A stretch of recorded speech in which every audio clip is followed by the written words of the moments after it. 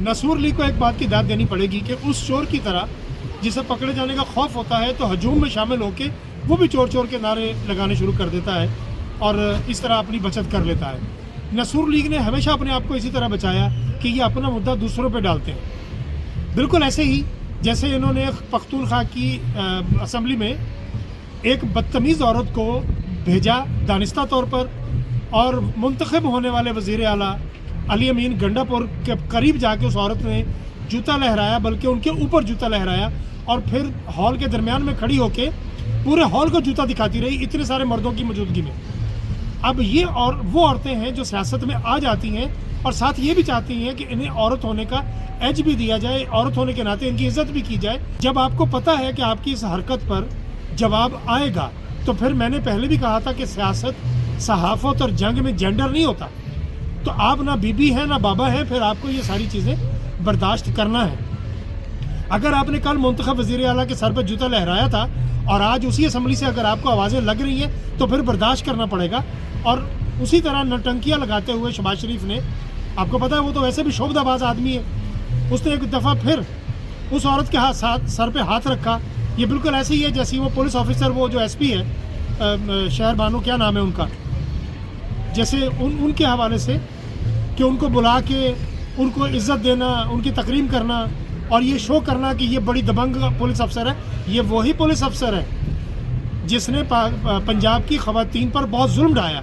ये वही police officer है जिसने पंजाब के बच्चों तक को नहीं छोड़ा, नौजवानों को नहीं छोड़ा और इसने जुल्म तशद्दुद की एक तारीख़ रकम की है। किस बात के लिए हमदर्दी और किस बात का तरस खाया जाए इन लोगों पे?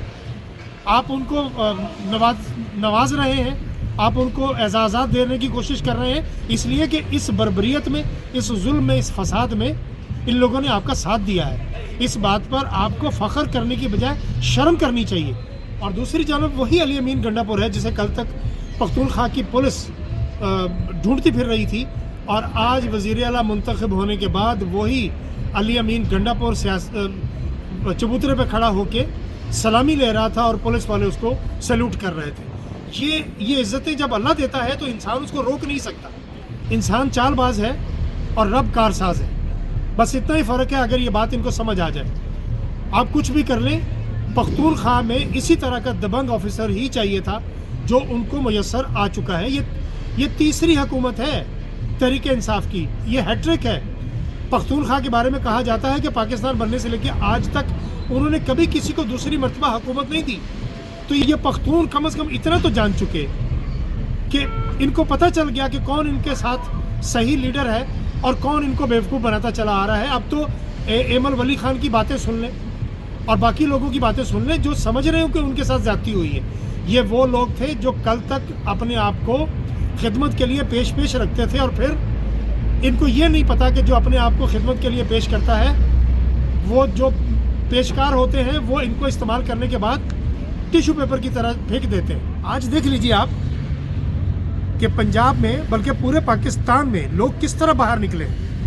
ये ऐसा नहीं होता और नहीं होगा जब तक आप इन लोगों को इनका हक नहीं देंगे। ये अनारकी रहेगी।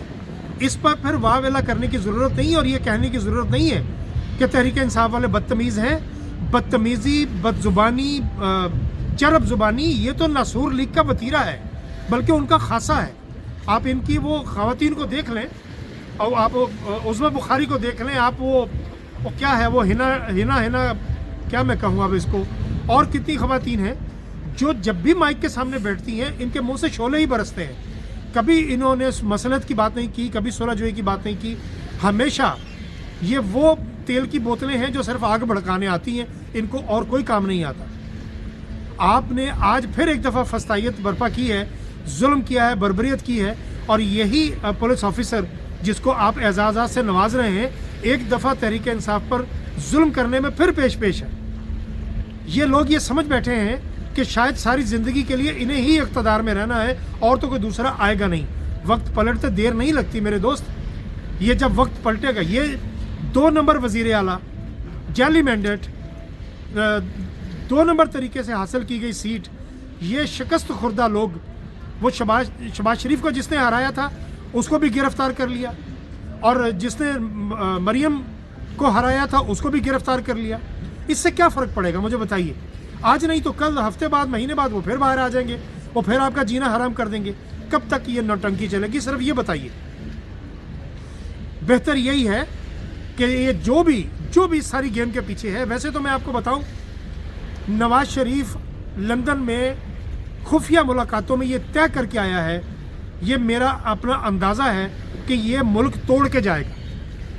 میرے منہ میں خاک، اور نواز شریف کے ان تمام خفیہ پلاننگز پہ بھی خاک، کہ میرا وطن جو ہے وہ کہ اس کو کوئی نقصان پہنچے، کوئی گزند آئے۔ لیکن ان لوگوں کے ارادے یہی ہے، کیونکہ ہم ایک مدت سے سنتے آ رہے ہیں کہ پاکستان کو 4 حصوں میں تقسیم کر دیا جائے گا۔ تو جب دشمن اس بات کے لیے تلا بیٹھا ہے کہ اس نے پاکستان کے 4 ٹکڑے کرنے ہیں، تو جب اندر کے لوگ تقویت بخشیں گے، ان کا ساتھ دیں گے، تو پھر ایسا تو ہو کے رہے گا۔ آپ کیوں اس کا ساتھ دیتے ہیں؟ اس لیے میں بار بار کہتا ہوں کہ سامراجی طاقتوں کے یہ ایجنٹ ہیں، یہ پیسہ کھا کے آئے ہوئے ہیں۔ آپ نواز شریف کی دولت کا اندازہ نہیں کر سکتے۔ پاکستان ایک ارب ڈالر کے لیے ترس رہا ہے، لیکن نواز شریف اربوں ڈالر لے کے بیٹھا ہوا ہے، زرداری اربوں ڈالر لے کے بیٹھا ہوا ہے۔ اب ان لوگوں کو خیال نہیں آ رہا اس بات کے لیے، ان کو مزید ڈالر مل جائیں گے۔ کیا ہوگا زیادہ سے زیادہ؟ نواز شریف کی کتنی عمر ہے؟ 72 73 سال 74 سال، کتنا جی لے گا؟ اور 80 سال جی لے گا، 85 سال جی لے گا، 90 سال تک جی لے گا۔ لیکن جیسے جیسے بڑھاپا آئے گا، ویسے ویسے روٹی کم ہوتی جائے گی۔ پھر ہوگا کہ شوگر نہیں کھا سکتے آپ، یہ نہیں لے سکتے آپ، وہ نہیں لے سکتے۔ تو ایسی زندگی سے بہتر نہیں ہے کہ عزت کی موت مرا جائے؟ سسک کے جینے سے بہتر ہے کہ انسان عزت کی موت مرے۔ اپنے وطن کے لیے سٹینڈ لینے کی ضرورت ہے، نہ کہ سامراجی طاقتوں کے ہاتھوں میں کھیلنے کی ضرورت ہے۔